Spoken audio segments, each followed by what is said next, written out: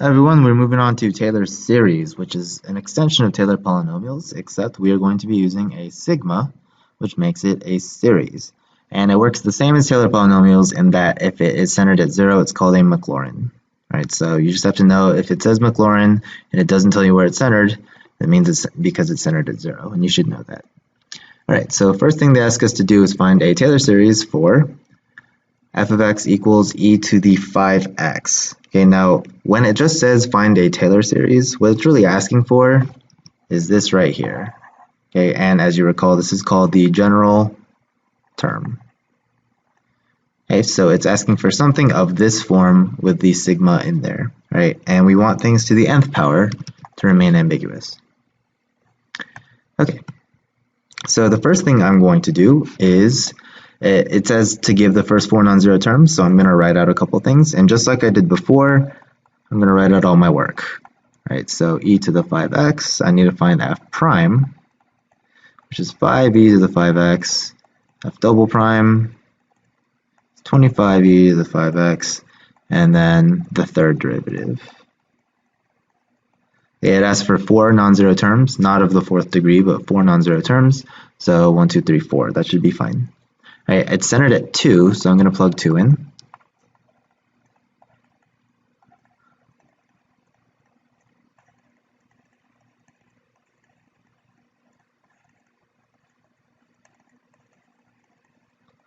Okay, so I have evaluated all of my points and all of my derivatives, so I just have to assemble. Right, so I start off with e to the 10, then 5e to the 10, x minus 2, 25e to the 10 over 2 factorial, x minus 2 squared, 125e to the 10, 3 factorial, x minus 2 cubed. Okay, and the goal is to find a pattern here. So we start with our sum. Okay, now we have to do our index, and our index, it asks us where we start. Right, so usually we start at 0. Okay, right now I'm going to assume that we started at 0. That's important because I have to make this so that it makes sense when you plug 0 in. All right, so I'm looking for patterns here. I notice that every single one of my terms here has an e to the 10th, so I'm definitely going to include e to the 10. Right, I start off with, here I have 5, 25, 125. My next term will have 625. Okay, so I keep building in powers of 5. Here I don't have a 5, but I could consider this like 5 to the 0 power, 5 to the 1st, 5 to the 2nd, 5 to the 3rd, and that makes sense if I started at 0, right? So I'm going to say 5 to the n power. Okay, and same thing with my x's here, so x minus 2 to the 1st, 2nd, 3rd, so I have x minus 2 to the n power. Hey, on bottom, the only denominator I have is n factorial. Okay, so usually I just do a quick check just to make sure it makes sense. So if I plug 0 in, everything goes away except for e to the 10th, which is what I wanted.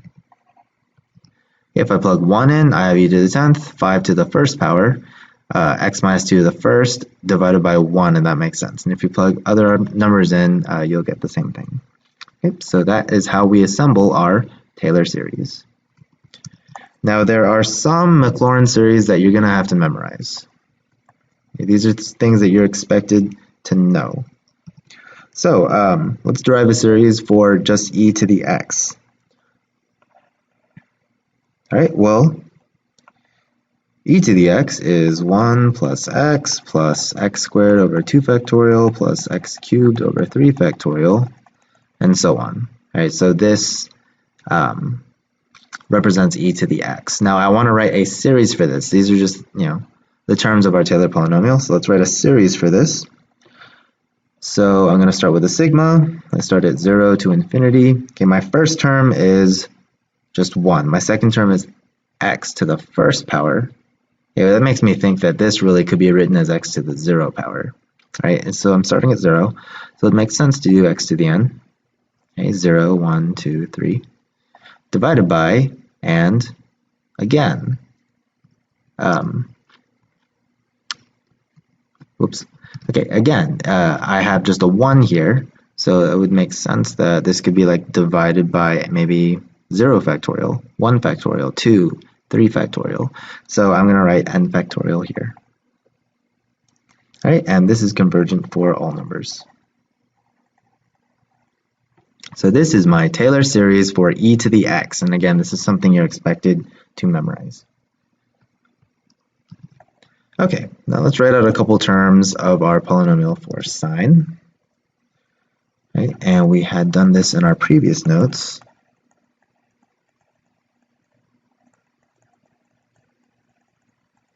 Right, so I know that it alternates in sine, so we need to write out our general term. So again, sigma, I start at 0, I'm going to infinity. Okay, I am alternating in sine, so I'm definitely going to put a -1 there. And it looks like every other term, so I start off positive and then every other term is going to be a negative, so I'm going to put to the n power here. All right, so that means when I plug 0 in, I have a positive. When I plug 1 in, I get a negative, 2 positive, 3, and so on. Okay, now I only want my odd terms to be existing here. X to the first, x cubed, x to the fifth. So I know I'm going to have x here. And a kind of a mathy way of saying odd is 2n plus 1. Okay, any number you plug in for n, you're going to get a negative number. Right? If I plug 0 in, I get 1, so to the first power. If I plug 2 in, if I plug 1 in, I get 3. If I plug 2 in, I get 5, and so on. So 2n plus 1 is kind of a mathy way of just saying all odd numbers. And same thing for the denominator. I'm going to have 2n plus 1 factorial. Right, you might also see this written as 2n minus 1, but you can only use that if your index starts at a different number other than 0. Right, and this converges for all values of x as well. Right, so this is my general term, something that you're expected to know. Let's move on to cosine. Cosine is very similar, except it's even.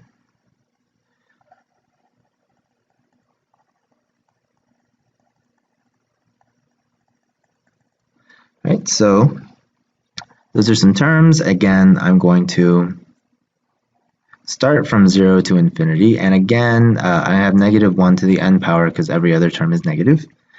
Okay, instead of 2n plus 1, I'm just going to write x to the 2n. That's kind of a mathy way of saying the even numbers. Okay, whatever number you plug in. So start with 0. If I plug 0 in, I get x to the 0, which is 1. If I plug 1 in, I get x squared. If I plug 2 in, I get x to the 4th. Right, and then I'm going to divide by that same power. I don't know what just happened.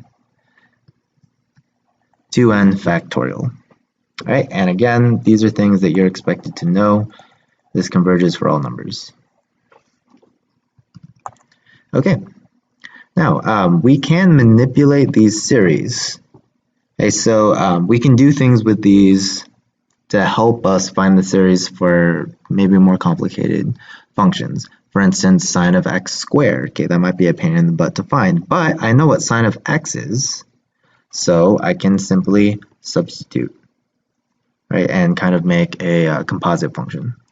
So I'm going to write out sine of x. Okay, sine of x is x minus x cubed, x to the 5th, x to the 7th, and so on. Okay, all those odd numbers until I get to the sum. Okay, so my general term looks a lot like this. Okay, that's what we just wrote. Okay, that's my general term.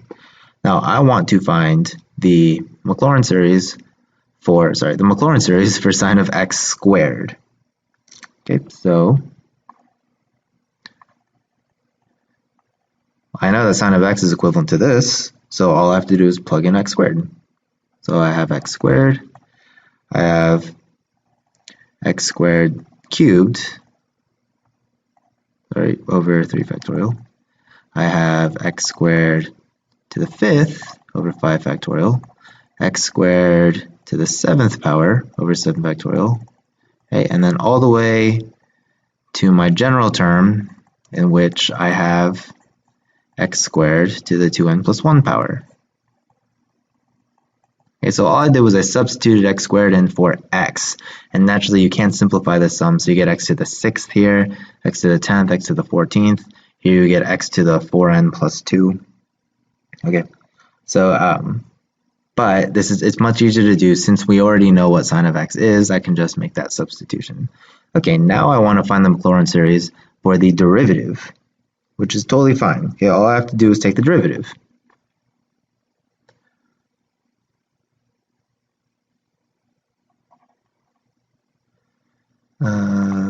X squared, and I'm trying to find the derivative of this. Well, let's just take the derivative. So I have x squared here, that's 2x.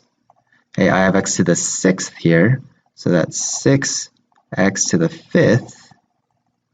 I have x to the 10th, so that's 10x to the 9th.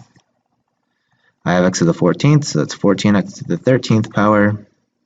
Okay, so remember our power rule. All right, and all the way to our general term. So I still have the negative 1 to the nth. Okay, now this is equivalent to x to the 4n plus 2, if you can envision that. All right, so what I do is I bring my power down, and I subtract 1.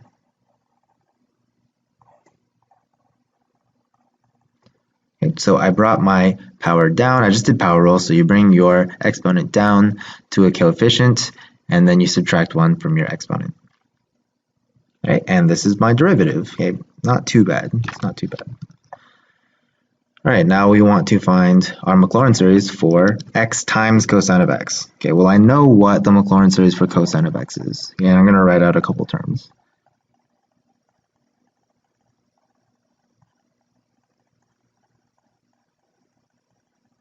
All right, and then my general term.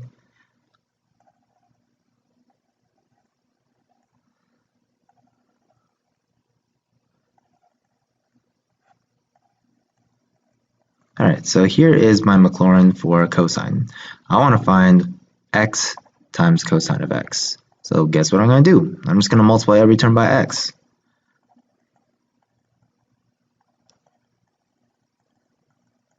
All right, and that ends up just increasing the power by 1 for each term, which is totally fine. All right, until we get to our sum, and same thing, it's just going to end up increasing my power by 1. But nothing else changes. Okay, so I'm just going to integrate each term. So the integral of x, so I guess I'll write it out.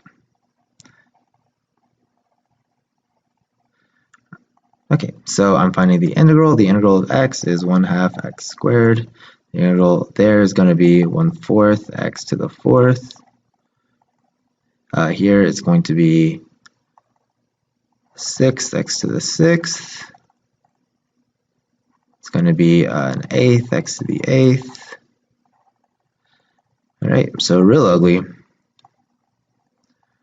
right, same deal here. Okay, so my coefficients I'm going to write off to the side. All right, so what I'm going to do is add 1 to my power. So I have x to the 2n plus 2, and then divide by your new power. Right, and that is it. That is like kind of reverse power rule.